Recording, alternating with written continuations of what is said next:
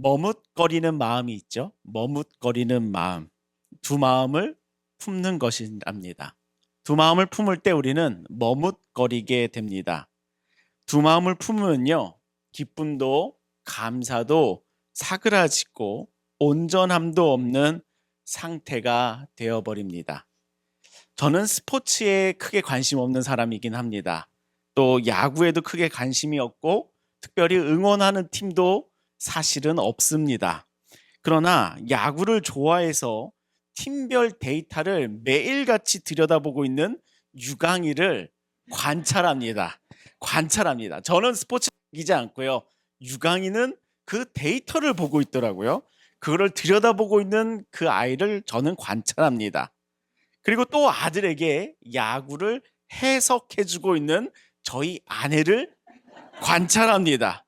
우리 아내는 광주 출신이라 그런지 기아 팬입니다. 그래서 저희 집은 기아를 공식적으로 응원하고 있다고 합니다. 저는 모르겠습니다. 저 그 모습을 관찰하는데요, 한 팀을 응원하는 그 마음을 보게 됩니다. 여러 팀을 응원하지 않더라고요. 한 팀을 응원하는 그 마음을 보게 되는데요, 보통 팬심이 한 팀으로 향하지 여러 팀에게 향하지는 않더라고요. 한 팀을 응원하며 그 팀의 희노애락을 함께하지 여러 팀을 동시에 응원하는 사람들은 보기가 어렵더라고요. 만약에 여러 팀을 응원한다면 어떠한 현상이 나타나겠습니까? 혹시 이번 야구의 결승이었던 LG와 하나를 동시에 응원하는 사람이 있었다면 어떤 현상이 나타났겠습니까? LG가 홈런을 치면 기뻐했을까요? 기쁘겠죠? 기쁘다가 갑자기 또 하나가 실점한 게 되니 그 슬퍼하는 두 마음이 동시에 찾아오게 되겠지요. 승리를 온전히 기뻐할 수 없는 것, 그것은 마음이 둘로 나뉘어져 있을 때랍니다. 언제 머뭇거리는가? 마음이 나뉘어져 있을 때랍니다. 우리의 영혼은요, 한 곳에 마음을 쓰도록 디자인되어 있습니다. 하나님께서 그렇게 지으셨습니다. 한 곳에 마음을 쏟을 때 온전하며 한 곳에 마음을 쏟을 때 온전한 기쁨과 온전한 슬픔도 함께 한다라는 그 영적인 원리에 따라 하나님은 우리를 지으셨습니다. 그렇다면 머뭇거린다라는 의미는 무엇일까요? 하나를 응원해야 되나? LG를 응원해야 되나 하는 그런 머뭇거림. 그 머뭇거림이라는 것은 바로 마음이 나뉘어져 있는 상태라는 것을 의미하고 있습니다. 우리의 삶은 세상과 하나님 나라 양쪽에 두 다리를 걸치고 있는 삶이랍니다. 우리의 영혼마저 세상과 하나님 나라 그 두 다리를 걸치는 영적인 양다리 상태로 지속된다면 우리들의 마음은 둘로 나뉘어진 상태에 빠진답니다. 하나님의 임재를 바라보는 수요 예배 가운데 우리가 열왕기상을 읽고 있지요. 아합 시대의 이스라엘 왕의 모습을 보고 있습니다. 솔로몬 이후에 나라는 남과 북으로 나뉘었고요. 그 후로 북이스라엘의 왕인 여로보암이 금송아지를 만들었던 모습도 보았지요. 그 이후에는 아합 왕의 시대에 가뭄이 들었고 그 가뭄이 들었던 시대에 사르밧 과부를 돌보시며 그의 작은 집 가운데 임재하시는 하나님의 은혜를 같이 살펴보았었습니다. 그리고 오늘의 말씀 본문도 여전히 아합 왕 시대의 본문을 다루고 있습니다. 아합 왕은 너무나도 당연한 듯이 하나님과 바알을 함께 섬겼습니다. 바알은 비를 내리게 하는 가나안의 우상이었습니다. 그러니 농사를 짓는 사람들에게 있어서는 하나님보다 바알이 더 필요하였겠지요. 모든 것을 주관하시는 여호와 하나님을 섬기면서도 먹고 살기 위해서는, 농사가 잘 되기 위해서는 바알을 섬기고자 하는 마음들이 따랐던 것이랍니다. 또한 노동력인 자녀를 낳기 위해서는 그 가나안 땅의 여신인 아세라도 섬겼던 모습들이 아주 혼재되어 있었습니다. 철저하게 사람들의 마음이 나뉘어져 있던 그런 시대라는 것이랍니다. 이만큼은 나의 마음 가운데 이만큼은 여호와 하나님을 섬기는 것에, 요만큼은 바알을 섬기는 것에, 이만큼은 또 아세라를 섬기는 것에, 또 기타 등등 여러 신들을 섬기는 모습이 이 아합 왕 시대의 이스라엘 가운데는 아주 폭발적으로 증가하였었습니다. 그래서 하나님은 아합 왕을 이렇게 평가하였습니다. 16장 30절, 오므리의 아들 아합이 그의 이전의 모든 사람보다 여호와 보시기에 악을 더욱 행하여 아주 악한 왕으로 평가하였습니다. 아합 왕을 바라보시는 하나님의 평가는 너무나도 악하다라는 것이 하나님의 평가였습니다. 그러나 사람들의 평가도 악하였을까요? 아합 왕 때는 사실 북이스라엘이 잘 살던 시대입니다. 풍요롭고 넘쳐나며 넉넉하여 아주 배부르게 살던 시대라고 할 수 있습니다. 경제적으로 부강하던 시대입니다. 그러니 사람들 모두가 그를 따라서 이렇게 하면 먹고 살만하다라는 생각을 쫓아 바알과 아세라도 섬기며 또 여호와도 섬기는 그 모습으로, 혼재되어 있던 그 모습으로 많은 사람들이 살아가고 있었던 것이랍니다. 사람들의 주머니가 넉넉하여지나 그들의 마음은 쪼개지고 쪼개지며 나뉘어지며 그의 마음들은 오히려 텅 비어가는 상태가 되어버렸던 것이랍니다. 그런 이스라엘 가운데 하나님은 가뭄을 내리십니다. 하나님께서 그들의 삶을 메마르게 하시지요. 심한 기근이 들었던 이 가운데 하나님께서는 이 백성들의 마음, 그 머뭇거리는 마음을 어떠한 모습으로, 어떠한 말씀으로 드러내기를 시작하실까요? 또한 어떻게 백성들의 마음을 회복으로 이끄실까요? 우리 그 말씀의 과정을 같이 말씀을 따라가도록 하겠습니다. 첫 번째는 머뭇거림이 임재를 가로막는다입니다. 우리 말씀 17절에서 20절까지의 말씀을 같이 읽어보도록 하시죠. 함께 읽겠습니다. 시작. 엘리야를 볼 때에 아합이 그에게 이르되 자여 너냐? 그가 대답하되 내가 이스라엘을 괴롭게 한 것이 아니라 당신과 당신의 아버지의 집이 괴롭게 하였으니 이는 여호와의 명령을 버렸고 당신이 바알들을 따랐음이라. 그런즉 사람을 보내 온 이스라엘과 이세벨의 상에서 먹는 바알의 선지자 450명과 아세라의 선지자 400명을 갈멜산으로 모아 내게로 나아오게 하소서. 아합이 이에 이스라엘 모든 자손에게로 사람을 보내 선지자들을 갈멜산으로 모으니라. 아멘. 가뭄이 심해지고 있던 이스라엘이었습니다. 그 악이 횡행하여 그 나라 가운데 하나님께서는 가뭄을 내리셨습니다. 그러나 아합 왕은 너가 이스라엘을 괴롭게 하는 자냐라고 하며 그 가뭄을 불러들인 게 엘리야 너구나 라면서 엘리야에게 그의 탓을 돌리고 있었습니다. 그러나 엘리야는 이 극심한 가뭄이 하나님께로부터 온 것임을 알고 있던 사람이었지요. 하나님께서 이 나라 가운데 행하실 일이 있다는 것을 알고 있던 사람이었습니다.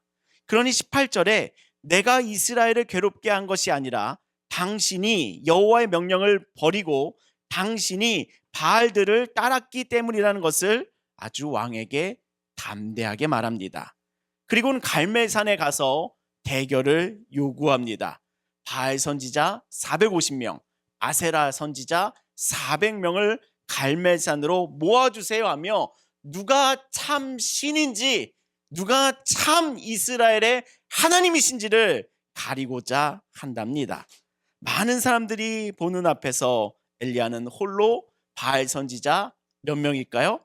450명과 아세라 선지자 몇 명이었나요? 400명 앞에서 섰습니다. 합이 몇 명이죠? 850명. 네, 이 추위에 여러분들의 입술이 아직 살아있다는 것을 확인하며 이 엘리야는 이 홀로 바알과 이 아세라 선지자 850명 앞에 섰습니다. 그리고 이 장면을 함께 보고 있는 백성들에게 다음과 같이 말합니다. 21절 우리 같이 읽겠습니다. 함께 읽겠습니다. 시작. 엘리야가 모든 백성에게 가까이 나가 이르되 너희가 어느 때까지 둘 사이에서 머뭇머뭇 하려느냐. 여호와가 만일 하나님이면 그를 따르고 바알이 만일 하나님이면 그를 따를지니라 하니 백성이 말 한마디도 하지 아니한지라. 너희가 어느 때까지 하나님과 바알 사이에서 머뭇 하려느냐. 여호와가 만일 하나님이시면 여호와를 따르고 바알이 하나님이시면 바알을 따르라 라고 외칩니다. 그러자 백성들의 대답이 어떠합니까? 백성이 말 한마디도 대답하지 아니하는지라. 말 한마디도 대답하지 못합니다. 머뭇거리는 것입니다. 머뭇거립니다. 누가 진짜 하나님이신지 대답하기를 머뭇거린답니다. 하나님을 선택하자니 당장 먹고 살게 하는 바알과 아세라가 아쉽고요. 바알과 아세라를 선택하자니 모태신앙부터 알고 있던 여호와 하나님을 계속 걸립니다. 그러니 대답할 수가 없는 것입니다. 그러니 선택할 수가 없는 것이랍니다. 그러니 침묵을 선택합니다. 누가 진짜 참 하나님이시냐라고 하는 그 질문이 나에게 들리는데도 하나님과 바알과 아세라 사이에서 오히려 침묵하기를 선택하고 있는 것, 그것이 지금 이스라엘 백성들의 상태였습니다. 마치 양쪽 팀을 다 응원하고 있는 사람들처럼 하나님도 바알도 다 붙잡고 있는 사람들, 이들이 머뭇거리는 백성들의 모습이었습니다. 머뭇거리는 거예요. 그의 마음들이 이미 다 나뉘어져 있었거든요. 이쪽은 하나님에게, 이쪽은 바알에게, 이쪽은 아세라에게, 이쪽은 다곤신에게, 이쪽은 누구에게, 다 마음들이 나뉘어져 있으니 누가 참신이냐라고 하는 그 엘리야의 질문 가운데서도 머뭇거리며 오히려 침묵하기를 선택합니다. 하나님은요, 전심을 바라시는 분이십니다. 하나님은요, 전심을 바라시는 분이십니다. 신명기 6장 4절과 5절 우리 한번 큰 소리로 읽어볼까요? 너무 아름다운 말씀을 우리 같이 큰 소리로 읽어보도록 하겠습니다. 함께 읽겠습니다. 시작. 이스라엘아 들으라. 우리 하나님 여호와는 오직 유일한 여호와시니 너는 마음을 다하고 뜻을 다하고 힘을 다하여 너의 하나님 여호와를 사랑하라. 아멘.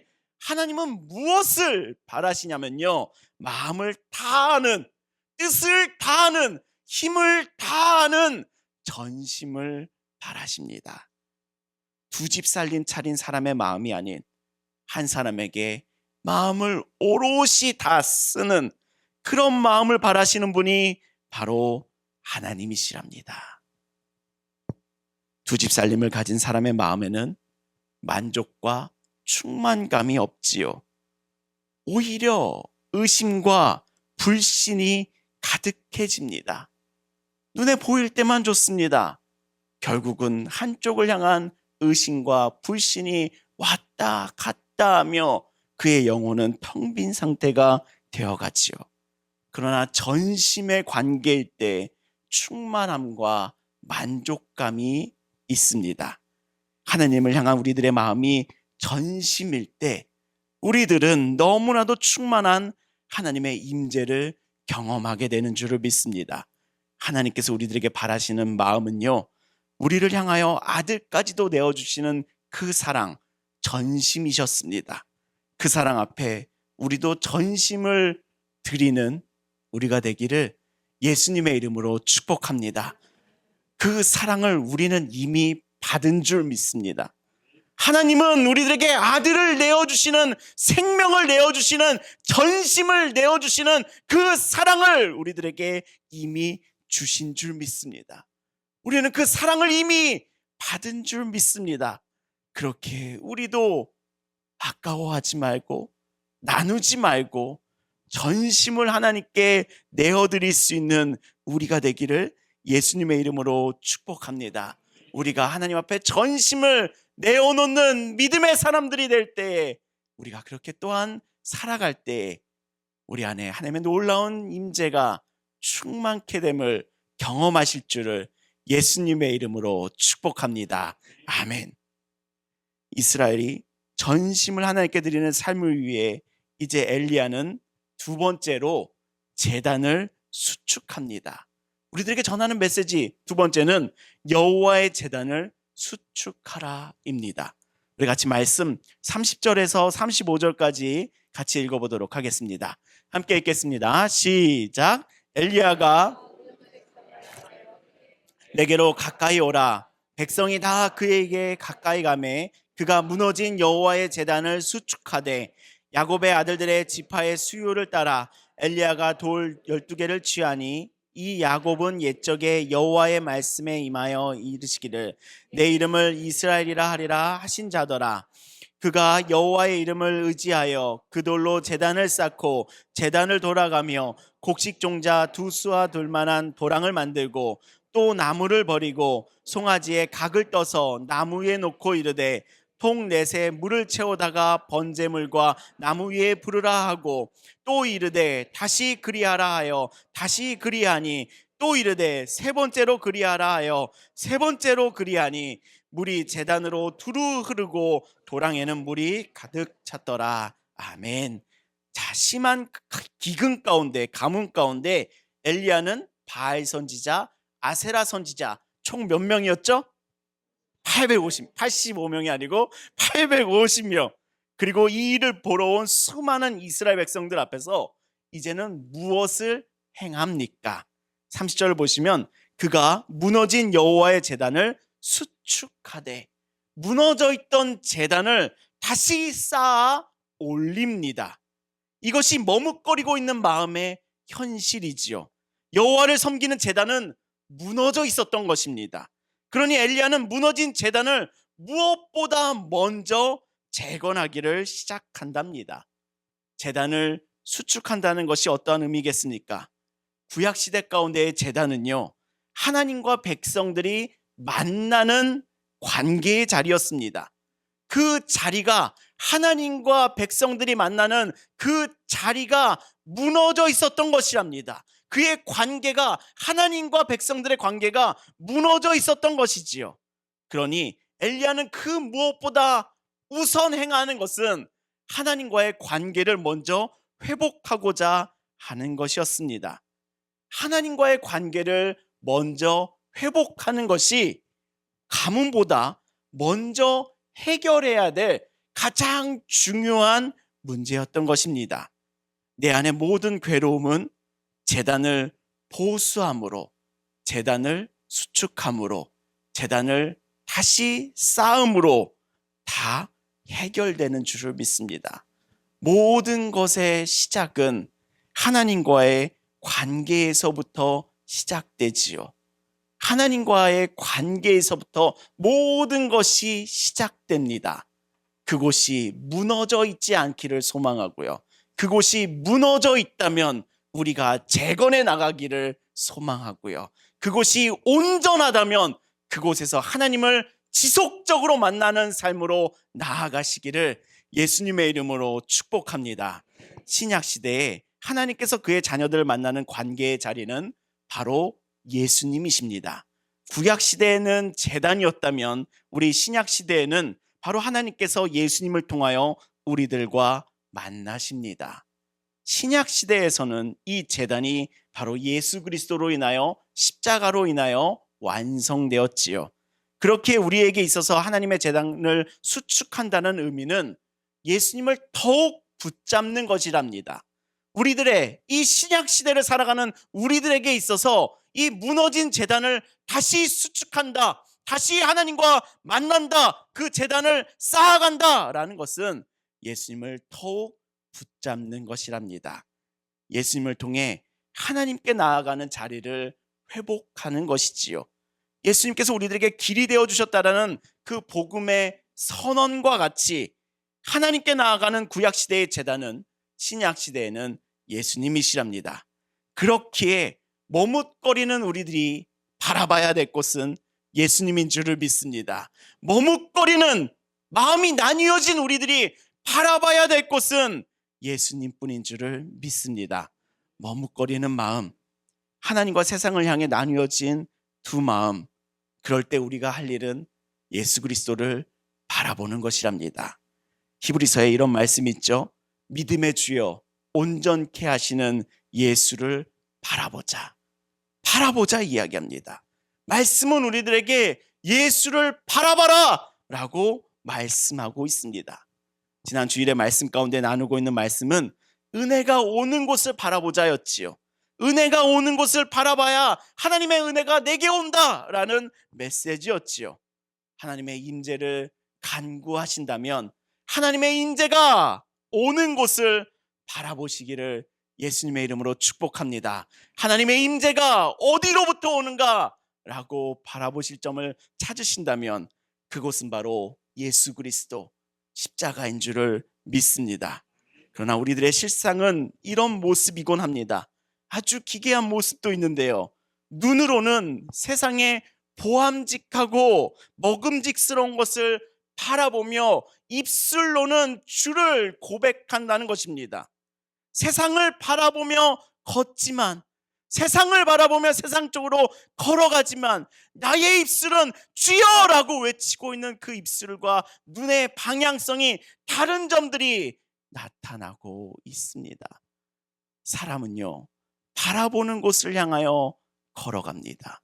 말하고 있는 곳을 향하여 걸어가지 못합니다.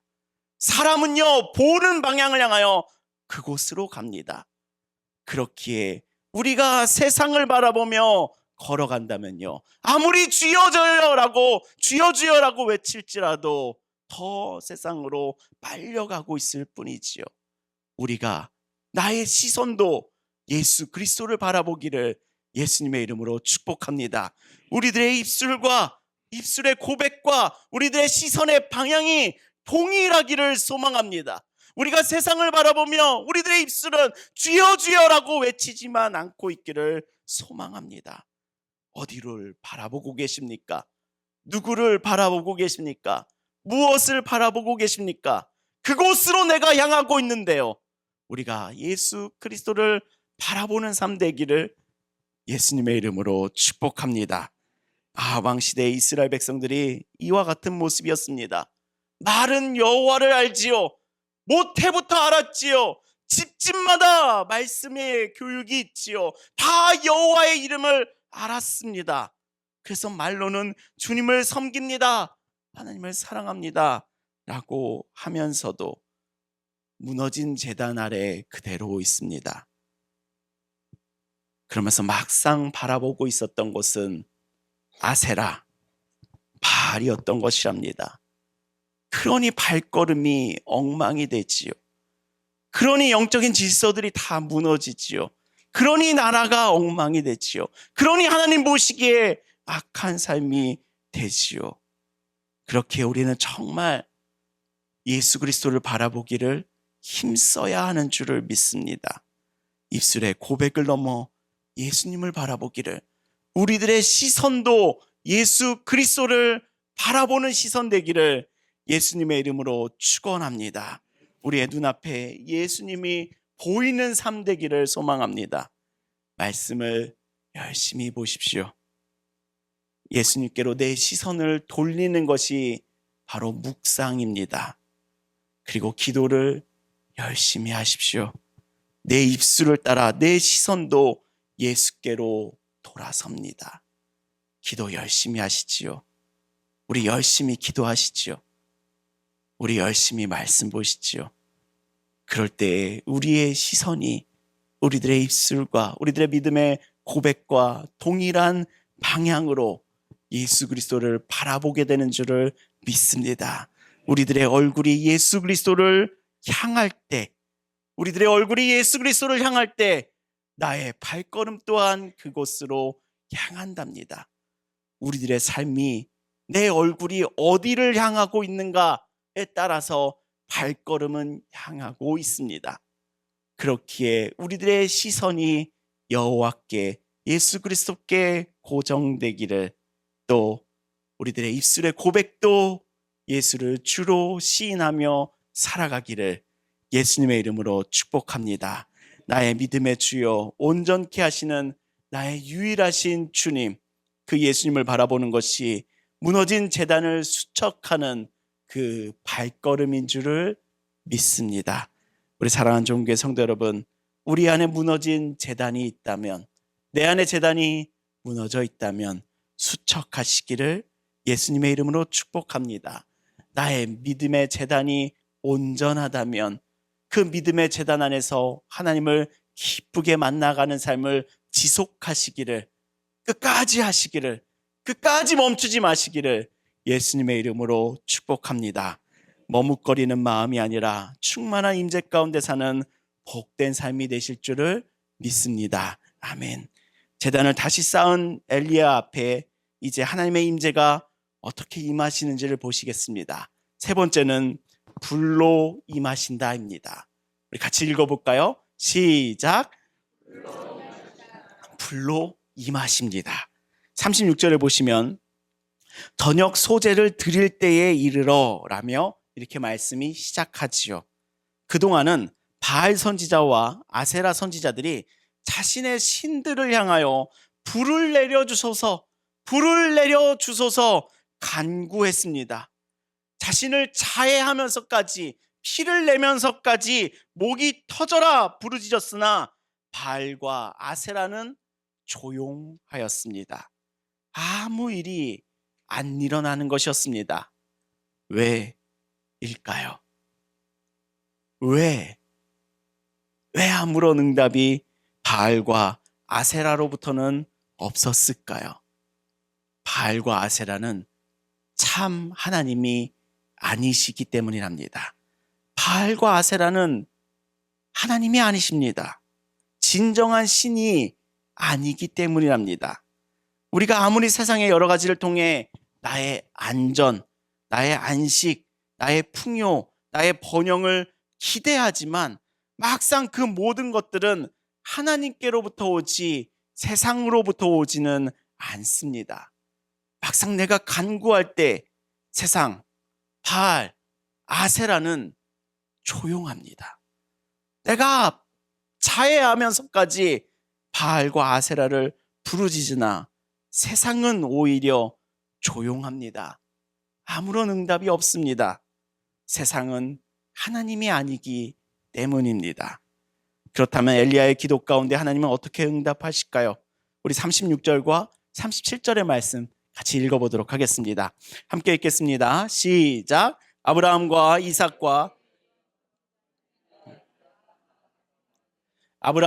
이삭과 이스라엘의 하나님 여호와여, 주께서 이스라엘 중에서 하나님이신 것과 내가 주의 종인 것과 내가 주의 말씀대로 이 모든 일을 행하는 것을 오늘 알게 하옵소서. 여호와여, 내게 응답하소서. 이 백성이 주 여호와는 하나님이신 것과 주는 그들의 마음을 되돌이키심을 알게 하옵소서 하매. 엘리야의 기도가 어떻습니까? 아브라함과 이삭과 이스라엘의 하나님 여호와여, 그의 관계를 굳건하게 붙잡습니다. 어떠한 관계에 있는지를 분명하게 굳건하게 붙잡습니다. 그리고 그 무엇도 이 관계에 끼어들 수 없는 그 관계를 위하여 기도합니다. 이 백성에게 주 여호와는 하나님이신 것과 주는 그들의 마음을 되돌이키심을 알게 하옵소서 라며 기도합니다.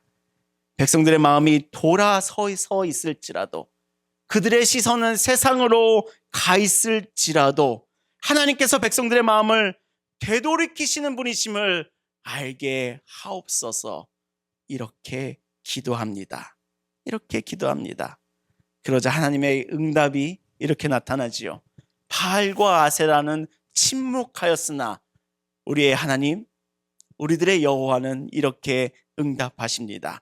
우리 38절과 39절 우리 뜨거운 마음으로 큰 소리로 읽어보도록 하겠습니다. 함께 읽겠습니다. 시작. 이에 여호와의 불이 내려서 번제물과 나무와 돌과 흙을 태우고 또 도랑의 물을 핥는지라.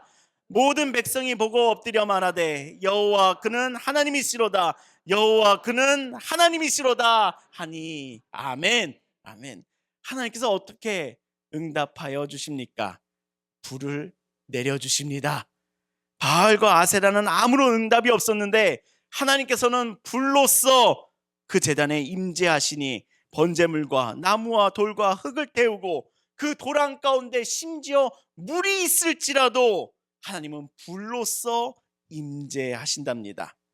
세상의 상식은 어떠합니까? 물이 있는 곳에 불은 붙기 어렵습니다. 물이 흐르고 있는 곳에 불이 붙기는 어렵지요. 제단에 물이 흐르고 있을지라도 하나님의 불이시기에, 하나님께서 임재하시기에, 하나님께서 내리시는 불이시기에 내려서 그곳 가운데 임재하는 것이랍니다. 우리의 여호와 하나님은 진정한 하나님이시기 때문입니다. 바알과 아세라는 침묵하였지만 우리들의 여호와 하나님께서는 진정한 하나님이시기에 그의 기도에 응답하여 주신답니다. 그 모든 과정을 바라본 백성들이 하나님을 이렇게 고백하지요. 39절, 여호와 그는 하나님이시로다. 여호와 그는 하나님이시로다 라며 고백하게 됩니다. 바알과 아세라를 섬기던 이스라엘 백성들이 세상과 하나님을 섬기며 머뭇거리고 있던 이스라엘 백성들에게 누구를 선택할 것인가 묻는 그 질문 가운데 침묵하던 그 이스라엘 백성들의 입에서 하나님은 진정한 하나님이십니다 라며 고백하게 되지요. 침묵하던, 그 질문 앞에서 침묵하던 이스라엘 백성들이 이제 응답하시는, 불을 내리시는 여호와 하나님을 바라보게 되니 그는 하나님이시로다 라며 인정하고 고백하게 됩니다. 하나님은 자신이 진정한 하나님이심을 이와 같이 불로써 드러내신답니다. 이 불에는 세 가지 의미를 갖고 있습니다. 첫 번째는 모든 우상들을 태우시는 하나님의 불입니다. 산에 불이 나면 뿌리가 얕은 나무는 타서 사라지듯이 하나님의 불이 우리 안에 임하면 우리 안에 얕은 우상들, 세상을 의지하며 바알을 의지하던 우리들의 우상들을 태우십니다. 하나님의 불은 우리들의 거짓을 태우는 정화하는 불이십니다. 두 번째, 하나님의 불은 새로운 생명을 일으키는 회복의 불이십니다. 산에 불이 나면 뿌리 얕은 나무들은 사라지지만 뿌리 깊은 나무들은 천년을 도모합니다. 불이 지나간 자리에는 정말 남아야 할 것만 남습니다. 엘리야는 이 백성의 마음을 돌이키소서 기도하였지요. 이 백성의 마음을 돌이키는 불이, 새로운 생명을 일으키는 회복의 불이 이 땅 가운데 임한 것이랍니다. 이 놀라운 하나님의 승리를 바라본 백성들이 이렇게 고백하지요. 여호와 그는 하나님이시로다. 여호와 그는 하나님이시로다. 머뭇거리던 그의 백성들의 마음 가운데 새로운 믿음이 시작하니 그의 입술마다 이런 고백이 나오니 여호와 하나님은 진정한 하나님이시로다 고백하게 됩니다. 이렇듯 하나님의 불은 모든 거짓들을 태우시며 새로운 생명을 일으키시는 희망의 소생의 불인 줄을 믿습니다. 세 번째, 신약시대에 하나님께서는 성령의 불을 주셨습니다. 하나님께서는 예수를 믿음의 주로 붙잡는 자녀들에게 성령의 불을 내리십니다. 오순절 성령이 임하듯이 예수님을 붙잡는 자들에게 불길 같은 성령을 내리시지요. 성령의 불은 우리 안의 우상들을 태우며 우리를 거룩하게 하고 우리 안에 하나님을 전심으로 사랑하게 하는 믿음을 새롭게 하여 줍니다. 우리 안에 새로운 시작을 선물하여 줍니다. 새로운 제단을 수축하여 줍니다. 그렇게 사랑하는 좋은계 성도 여러분, 머뭇거리는 두 마음을 가졌었다면, 세상의 바알과 하나님 사이에서 두 마음을 품고 있었다면 내 안에 무너진 제단을 수축하시기를, 그 일을 행하실 하나님의 불이 나에게 임하기를 소망하며 간구하시기를 예수님의 이름으로 축복합니다. 예수님을 바라보는 것입니다. 그럴 때 내 안에 무너진 제단이 재건될 것이며 나를 향하신 하나님의 임재가 불길같이 흘러 임할 줄을 믿습니다. 오늘의 말씀 본문에서 아합 왕의 악행과 이스라엘 백성들은 머뭇거림 속에 살아갔습니다. 하나님을 섬기면서도 바알과 아세라를 섬겼습니다. 이스라엘의 머뭇거림은 마음을 나누어 놓았지요. 그러나 하나님은 갈멜산에서 보여주십니다. 여호와께서 진정한 하나님이심을 우리들에게 보여주십니다. 그 제단에 불을 내리시는 분, 그분이 바로 우리들의 하나님이십니다. 하나님은 그 모든 우상들을 태우시는 분이시며 우리를 새롭게 회복시키시는 불입니다. 뿌리 깊은 나무가 불을 견디고 천년을 도모하듯이 하나님께 뿌리 깊게 내린 신앙은 영원을 바라봅니다. 그렇기에 엘리야는 무엇보다 먼저, 가뭄보다 먼저, 기우제보다 먼저, 비를 바라던 것보다 먼저 무너진 제단을 수축하였습니다. 신약시대를 살아가는 우리들에게 이 제단은 바로 예수 그리스도이시죠. 그러므로 사랑하는 좋은 교 성도 여러분, 머뭇거림을 버리고 예수님을 바로 바라보시기를 예수님의 이름으로 축복합니다. 당신에게, 우리에게 온전케 하는 성령의 불이 임할 줄을 믿습니다. 그 예수를 바라보십시오.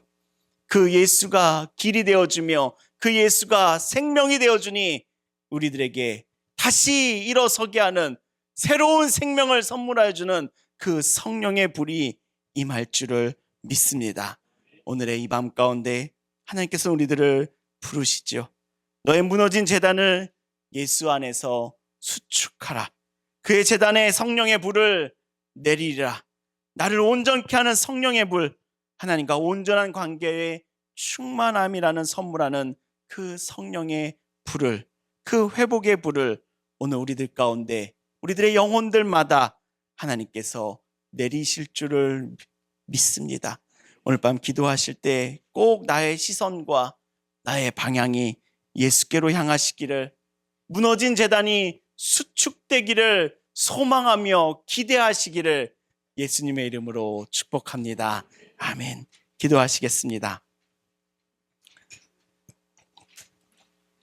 우리의 하나님 아버지, 우리의 마음은 세상과 하나님 사이에서 머뭇거림을 주님 앞에서 고백합니다. 엘리야가 무너진 제단을 다시 수축하였듯이 오늘 나를 향하신 주님의 크신 사랑을 깨닫게 하시니 예수님을 붙잡는 관계를 우리들에게 선물하여 주시옵소서.